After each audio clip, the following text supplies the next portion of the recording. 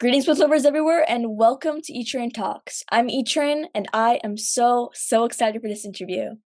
I've had a lot of authors that I've had the chance to talk to, but this one, right here, he's been on my bucket list for a while, ever since I read his fantastic graphic novels, and even watched the adaptation of his book series. Can you guess who I'm talking about?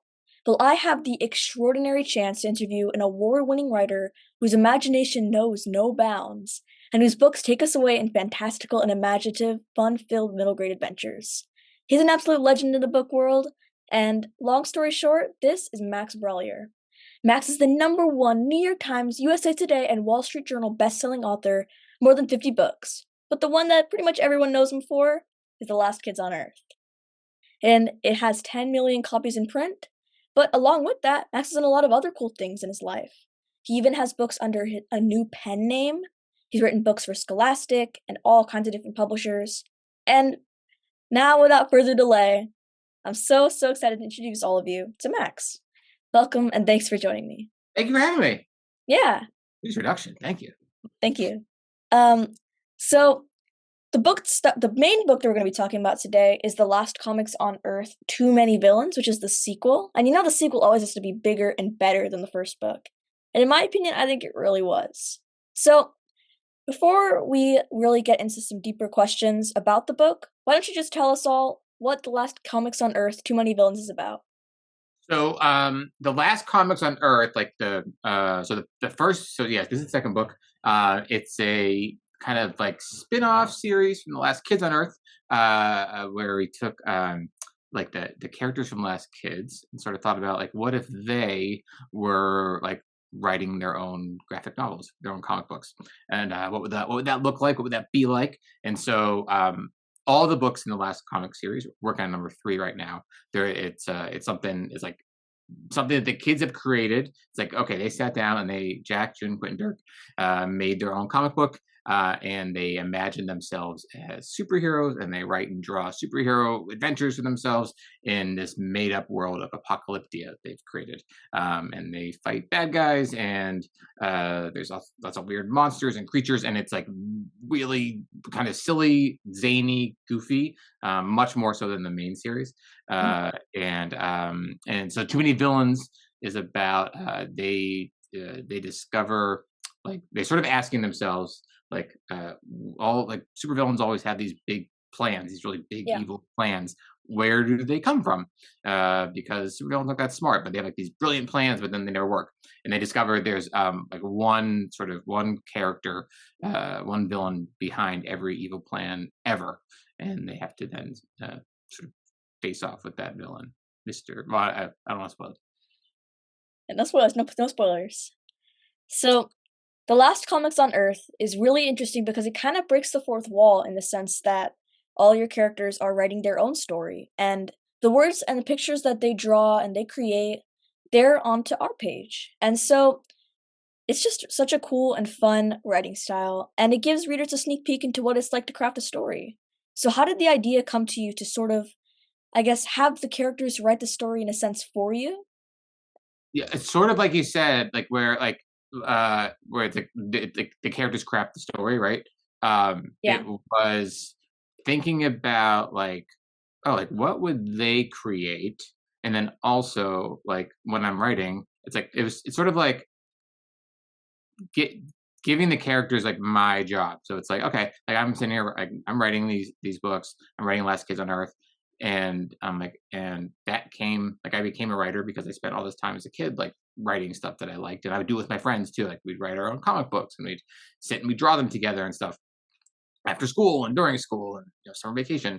So I was like, wait, okay, what if we gave the characters the job that like I have? And then I teamed up with my friend Josh, Josh Pruitt, who was a writer on the Netflix series. And so I was like, okay, now what if we do this together, to just like we want the characters to do, and they'll make something, they'll write something, and like we'll put that voice into their mouths. So it's fun. Like it's fun to think about, like not just to write like for kids like I've been doing, but to like sort of write like even more than usual, like as a kid Yeah.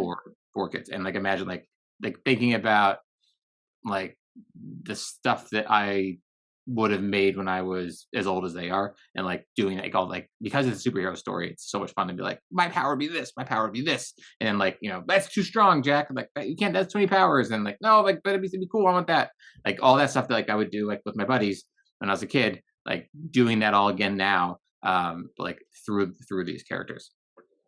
Yeah, and there's humor, it's super fun, and I love the way you wrote it. And the illustrations also by Jay Cooper, they're just everything kind of comes together really perfectly, and I love the way it turned out. And I'm sure Thank you. everybody else is.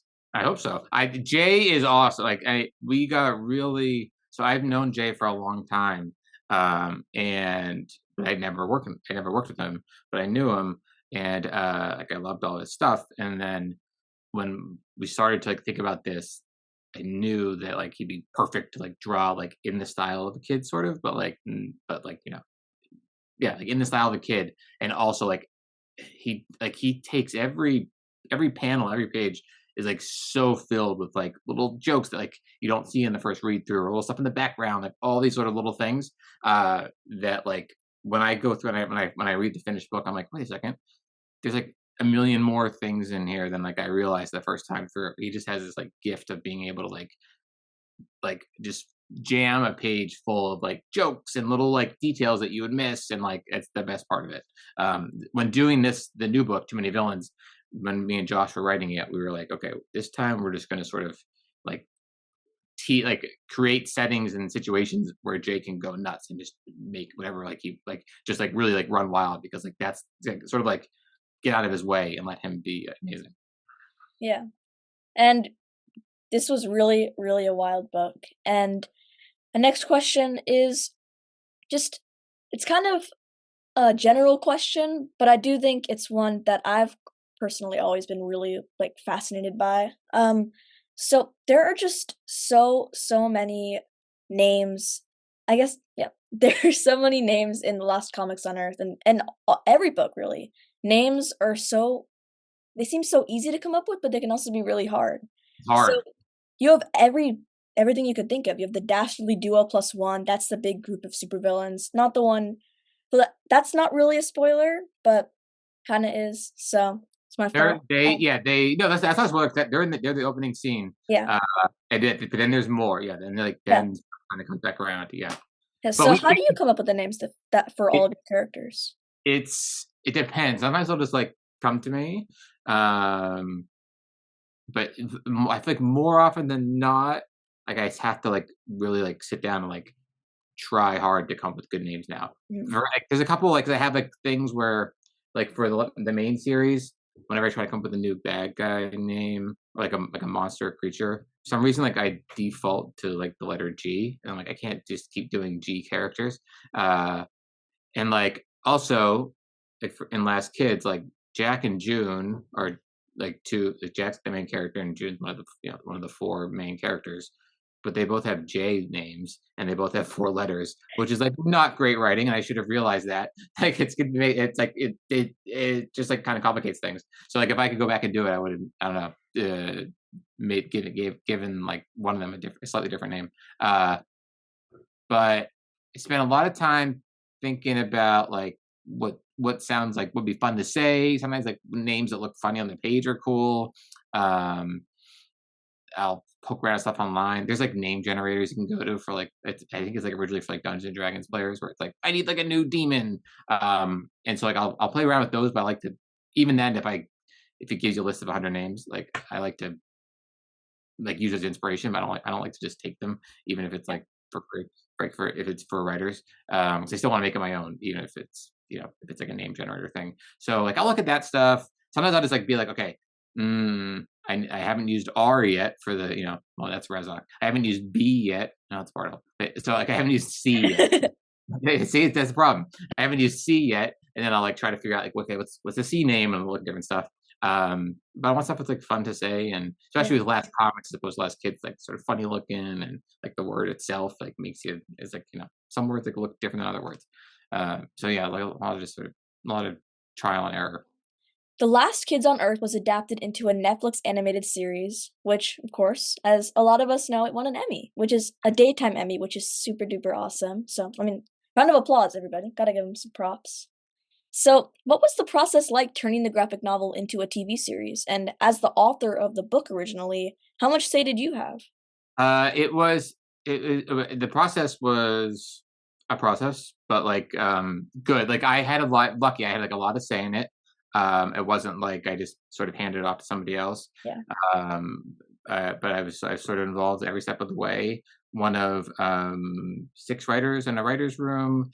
Um, so I was like, yeah, I was very involved, like in sort of the whole, like every step of the way. With we had a great showrunner, Scott Peterson, and awesome writers who are now friends of mine. Josh, I write. That's how I met Josh. So now we write less comics together. Uh, and so we looked at like the books and figured out like how do we sort of break these down, like what's happening here, like the plot into episodes, what stuff could we change, make bigger, make different in a way that, like, not just for the sake of changing it, but to make it more exciting on screen, or or to ramp up the tension and things like that. The biggest thing, like the biggest sort of um, change that was a positive, and then like also like a challenge, but in a good way, and gave me, like, helped me out sometimes, is that the books are all told from Jack's point of view. So like Yeah. we only know what Jack knows. We're limited to that. So we can't just cut away and then see like what the bad guys are doing and then cut back to Jack. Um, or we can't just see like what June and Quint are like up to, or what Dirk's doing without Jack like being there. So the TV show let us do that. So you can just cut around to different characters and stuff, because it's not all from Jack's point of view. Although like the beginning of the special that is like sort of the first book, that stays pretty limited to Jack for about the first half. So that was like a nice thing to be able to like jump around without having to explain like how come these kids keep like watching the bad guys do everything. uh and then like taking the monster characters and giving them sort of more personality, getting to spend more time with them, particularly Bartle. He got to be like a much sort of bigger character. And then some of that stuff would then influence the way that I was writing the books. I was doing it at the same time. So like I liked the way we were, like, Bartle was changing a little bit when we were writing him for this TV series. So I was like, oh, I like some of that stuff. I'll put some of that stuff into the book, and move that around a little bit. And then like Globlet from the TV series, like, cracked me up, the little pink rubbery character. My friend Haley, who was one of the writers, Haley Mancini was the writer on the show, and she would do the voice for Globlet. And when we were writing it, it cracked me up. And so she did the voice for the character in the show. And then like I loved that character so much that then I brought the character into the books. Like that character didn't exist in the books until the show, and I was like, oh, this character's great, and now it's like my favorite character to write. So it was a really wonderful process, like, and it was a blast. Yeah. That sounds like a lot of fun. And I'm just curious. So, The Lost Kids on Earth, it's not necessarily a graphic novel with full panels Right. on each page, but it does have illustrations in it. So, do you think that that kind of made it a bit easier for it to be adapted into a TV series than maybe a story with no pictures or no illustrations would be? Really good question. I never had that question before. I never really thought about it. That's a great question. Um, it's easier. It's probably easy. It might have been easier to first like sell it right to Netflix, so they can sort of like when there are illustrations that are inherently part of the story, they're able to sort of see it in a way that they wouldn't have been able to otherwise. Um, but at this, so yeah, that might have made it easier. Also, there were certain sequences and stuff where, in the script or talking with the animators, we'd be like, this one, I want to look just like it did in the book. There's a Yeah. couple of those sorts of, like, I love that scene, that image in the book. I love the way Doug drew it, and I want to just make it almost the same. But then at the same time, like I wanted the characters to look not exactly the same, but like be recognizable. Like you would sort of know that they could. It wasn't like a totally different character design for the show. I don't want to change anything in the books, because the way that Doug created them and drew them is fantastic. But they Mhm. need to be a little bit different for the show, just because it's a whole different medium. So like we had something to fall back on, which is great. Yeah, I was gonna say it's limiting, but not really, because what Doug did was kind of perfect. So there's no reason to change it. I don't know if it made it easier or harder. I think maybe for me, just as like to have that and sort of always kind of know, like in the back of my head, like this is what it looks like. I liked that was like nice to have. Yeah, Yeah, that's a great question. thank you. Um, so my next question for you is a lot of people, a lot of parents, they tell their kids that they can't read graphic novels because they're not real books. And that's just, I mean, in my opinion, personally, that's just really disheartening. And I know that graphic novels, even just stories with even little illustrations here and there, they really kind of build parts of your mind that you can't get from just prose. So, what would you say to all the people out there who might just think that graphic novels or illustrated stories aren't real stories? I mean, I think like they're two separate sort of muscles in a way. Sometimes I Yeah, think like like when you read a graphic novel, especially like Last Kids is not weird, but like it's sort of in between. 'Cause it's illustrated, um, but there's still still like a lot of prose. Um, when like any reading is reading, and like I think what sort of just have to think about like what the reasons that like we read, if anybody reads, like, and if it's because you had a long day at school and you want to forget about that for a little bit. If you're going to sit down with a graphic novel, that's fantastic, right? Whatever it is, whatever gets you yeah, excited, gets you like enjoying that. And if you're someone who loves art and you love your visual, then like that graphic novels are going to like flip a switch inside of you and hit a button that like a traditional like prose novel wouldn't. And at the same time, when you read like a prose novel, your mind, you're feeling, you're creating an image in your brain from from just the words, right? So like if mhm, you and I read the same book that's pro, like we would have maybe totally different. We would yeah, picture the main character completely different, right? So that's like a different muscle that's also great to exercise. I think they each sort of like exercise. Yeah, they each sort of do different things. And some of them are better for telling certain types of stories. Like graphic novel, like there's certain stuff that like makes way more sense as a graphic novel, and then stuff that like nah, that's kind of more abstract and would probably works better as prose. So I think like they both have their spaces and they sort of fill different buckets or something. Um, and I think what matters is that like you're reading, and that's like someone's reading and enjoying it, and that's like the thing that matters at the end of the day. yeah, absolutely.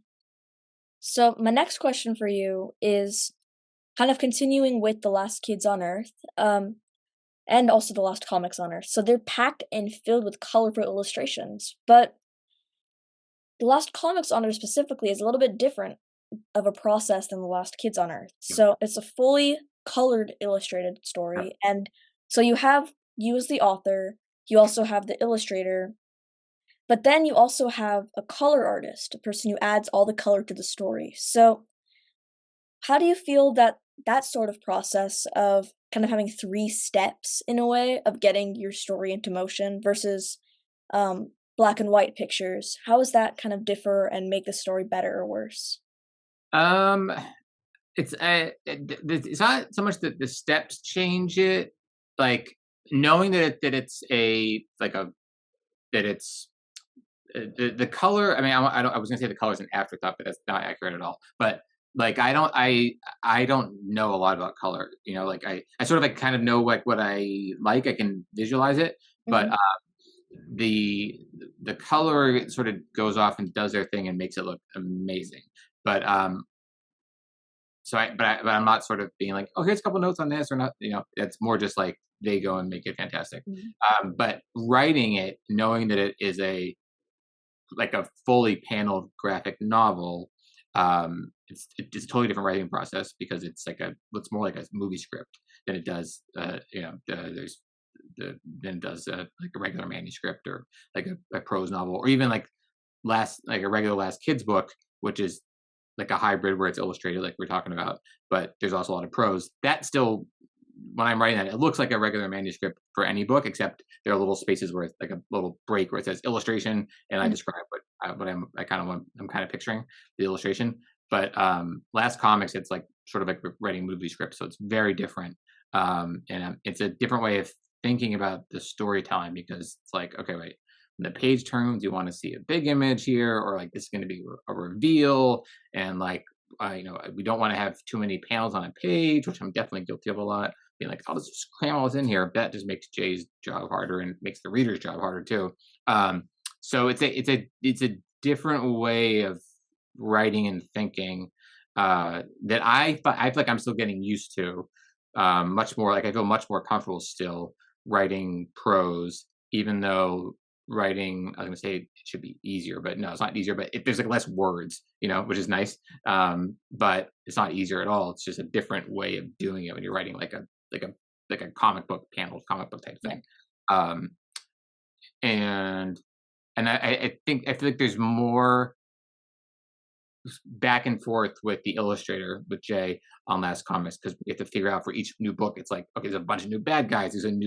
There's all these new different areas and stuff, and you see a lot more of them than you do in Last Kids. Even if there's a new like setting in a new Last Kids book, Doug probably only has to draw like 5 or 6 times, or depending. So there's less sort of like figuring out exactly the whole ins and outs of it. Than Last Comics, we sort of need to like spend more time thinking about that and talking about that. Yeah, they're just sort of different. They're different, but both great. Yeah.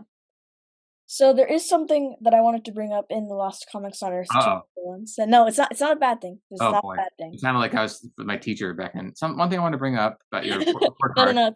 Not in that way. Not in that way. So I'm just trying to find it. So on some pages, you actually have, I guess, kind of an address to Oh yeah, where yeah. you can send like the things on the bottom. So I just want to like find it so I can like read it officially out loud. It's hard. I wish I had like Yeah, an I think we exact date. phrased it. Oh yeah, A there we couple go. different Yeah. ways. Yeah. So it's mail to Quint Baker, Treehouse next to Joe's Pizza, Apocalyptia, USA. So I mean, there might be kids out there who actually do mail it to that address. So what would There are. actually come up if where would it So go? there's one from the first book. It says like mail, and it was like I forget. It was like I forget the cost of the thing, but it said like only said nickels or something. I forget exactly what it was. Yeah. And it went to the publisher, and I got in the mail like a whole bunch of pennies and nickels from somebody. I thought it was clear enough that it was a fake joke address. So I think in the second book it's even like we made it even more clear, Yeah. the phrasing. But doing those fake advertisements for stuff, that's like my favorite, one of my favorite parts of writing the Last Comics books is like the parody versions of Sea Monkeys Yeah. or like back issues for sale, so like that. Those are super fun to write. Yeah. And yeah, it was like only nickels, no dimes, like they hate that. Yes, that's what it was. Yeah. So I got a lot of nickels. Yeah, from it somehow it made to the publisher. So don't send people. Nobody sent it. And enjoy the book. Yeah. But don't send stuff because you don't think you'll get anything, unfortunately. Yeah. So one subject that I've really been thinking about a lot, and one that's it's kind of always on my mind just as a middle schooler. So it can be really tough nowadays, maybe to kind of keep up with slang because it's just, I mean, even like somebody in the middle school experience, middle grade like life, Yeah. just keeping up with like what everybody's saying and all the trends and all that. It's very tiring. So as an author, how do you kind of handle kind of keeping your tone somewhat kid-like, especially from Jack's point of view, Yeah. and with cussing and sorry, it's like profanity being used a lot more in middle school. What's your thoughts on that maybe being added to the middle grade space eventually? Oh boy, these are great questions. These are way better than most questions I ever get. Okay, that's a really good question. So like first of all, in terms of like trying to keep like the sort of like the general voice of Jack, that it way he sort of like talks or things that are like his narrative is, that's just kind of me. Like I don't mess around with that too much. Like it sort of is what it is. I try not, but what I mean is I try not to like update his like Yeah. slang or any of the kids to be like that's what's something kids say right now. But I don't Fresh. That's yeah, really fresh, fresh. sure, like stuff like that, yeah. That's a bad one. No, but like, wait, there is a thing. Like Jack's never gonna be like, yo, that's lit. That's not gonna happen. Yeah. Okay, that would be weird. Unless he was like looking at a light bulb that was on. but like I'm trying to think. There's like one example in the first book where Jack has to think of like a female celebrity who he would have a crush on, and I think he comes up with, I think it's Selena Gomez, but I'm not sure. I forget. But that like immediately like dated the book a lot because now like she's older now. Like I just think that person would not be that person anymore. Like she's not a singer that Jack would listen to. So like I try to stop. I don't do like those sort of like current references anymore. Which is not like a slang thing, but just in terms of like I try not to do those Yeah. like I keep the references stuff that like are like more from me really in a way. Like Mhm. it's like Jack seems to have the same pop culture knowledge as this 40-year-old man. That's weird, but whatever. And then it's a good question about like swearing, profanity, and stuff. Like, no, like I wouldn't include it because first of all, then I couldn't. If no one, bookstores, even if I wanted to include it, the publisher wouldn't let me. Yeah. But there, yeah, there's a. It's like I want the kids to talk and act like real kids, but they still have to do things that they still have to behave like versions of kids that parents want Yeah. their kids to be. If that makes any sense. I Yeah, mean, like role you can't models. be. It's like when you watch, even if it's like you watch like um Seinfeld or something. I don't know, Mhm. right?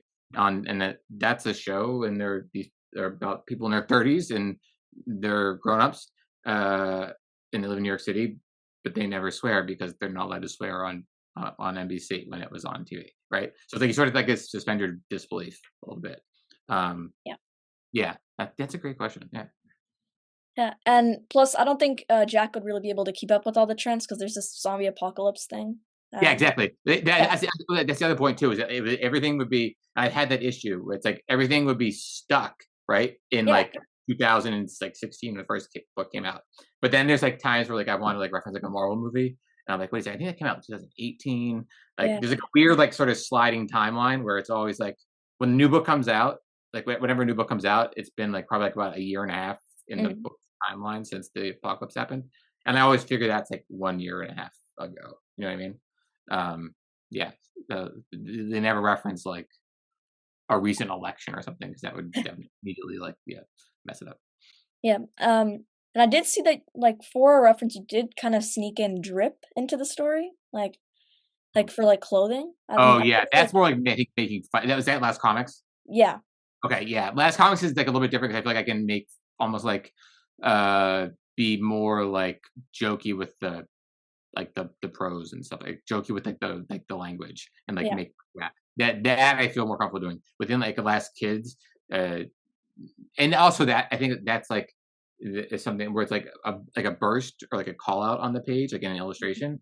That's like I know that's like me as opposed to the characters. So yeah, that's also different where it's like that's from the it's like that's from like the author. But like in Last Kids, it's like in a regular Last Kids book, like I don't think I would have in dialogue. I would use like drip in dialogue. yeah. That's fine. I forgot that I was in that. Yeah, it just everything flowed really well. You got public domain Dracula. That was probably a highlight in my book. Wait, for real? Yeah, public domain Dracula. That was funny. I'm like, wait, okay, so Josh and I spent like I was like, no one's gonna understand what this is. I don't understand what it is. Like, like the concept of it, yes, but then just like the saying it over and over again. Um, and then there's one line where he's like, public. I think he says, "Public domain, don't eat me." And um, every time whenever the book is finished, it gets reviewed by a copy editor, right? To look for typos and stuff like Yeah, that. They also look for stuff that's just like, is this making sense? And it goes through like does it like 7 times. We do it, except every time something gets changed, uh, and every single time they'd be like, "What does this mean? Public domain, don't eat me." And I'd be like, "Josh, they don't like it's confusing everybody again." He's like, "Doesn't matter. Like it's the best thing in the world. We're sticking with it." He's gonna be so happy to hear that you like public domain Dracula. yeah. And Great. it's like you can't say it like you can't have actual Dracula because then you have all that copyright stuff and Yeah, and he run into trouble. Yeah, so public yeah, domain Dracula. Yeah, he's just close enough to real Dracula to be scary, but not close enough to get us sued. yeah. So the Last Kids on Earth, for all the kids watching, there is its own fan club. And you can join, get some kind of Last Kids on Earth swag. Mhm. So that just sounds super awesome as a reader, just being able to join a club with other fans of the same book and just kind of you can connect with them, then you can start talking about the story even more, getting really deep into it.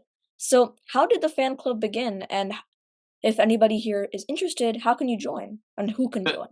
the fan club was we a couple of years ago. I was like, I there was always like I remember fan clubs from when I was a kid, like in the back of books and stuff. Like Yeah. they were like physical things. Like I was like remember the Star Wars fan club, and uh, Mhm. I just hadn't seen that in forever. And so I started bugging the publisher about like, could we try to do something like this and like actually send real stuff out? Um, and yeah, so we were able to like to do it.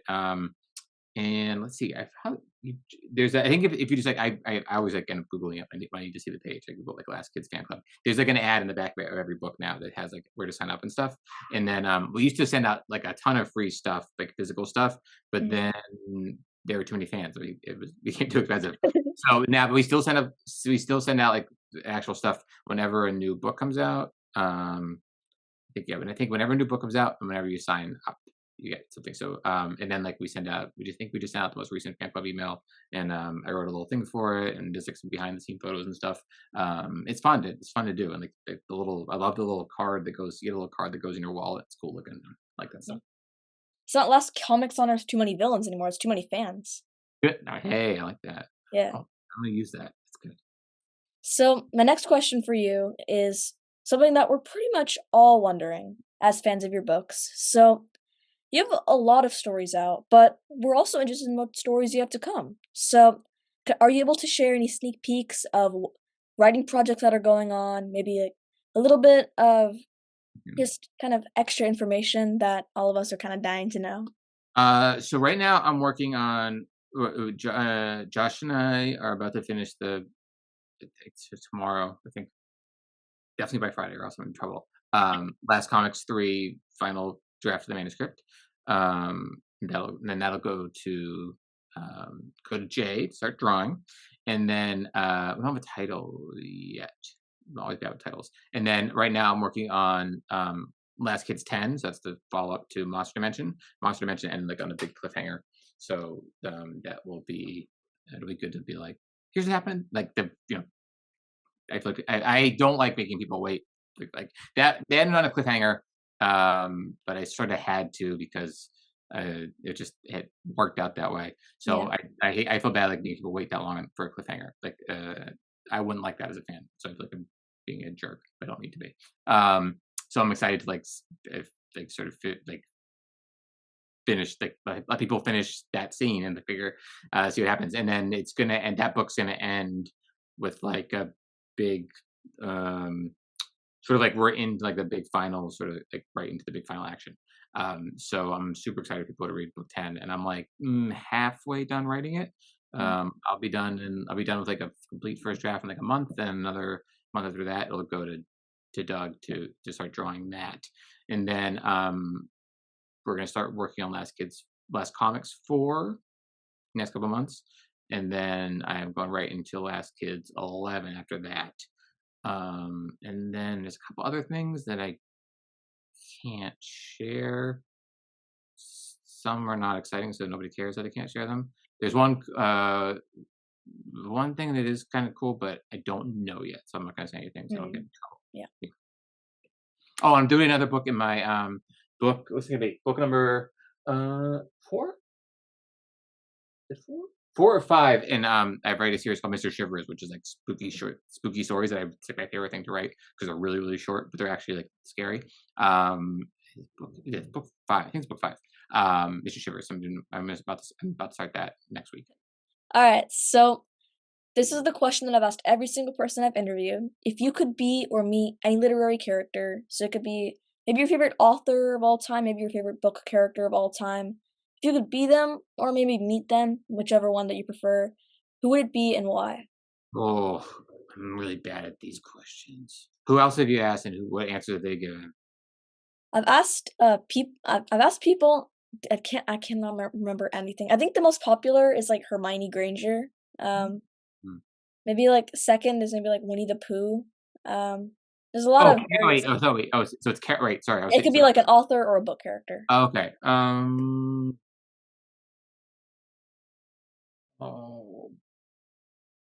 I would okay. This is sort of cheating, but so I like Frog and Toad, Oh, um, yeah. and I would like to be I get one of them, and then just the other one could be a buddy of mine or something, or just be them, be that character, be like I'll be Frog and Toad, just be Toad, and like just live in like a very and like live like that for a week, and I'll just Yeah. like hanging out in the woods and baking cookies and not thinking about like real life for like that would be nice. So I'd be Toad's the grumpier one. Um, I'd be Frog and hang out with Toad for a couple weeks. Yeah, that'd be fun. And I mean, they have the best quotes about books. I mean, and they're also just like, who doesn't love Frog and Toad? They're Best awesome. friends. Yeah. I did not read those books when I was a kid. I only read them like the last year or so, and I was like, these are amazing. Like I immediately got it like that, like the sort of the countryside and like fairy. Yeah. Oh my gosh, yeah, it's great. Yeah.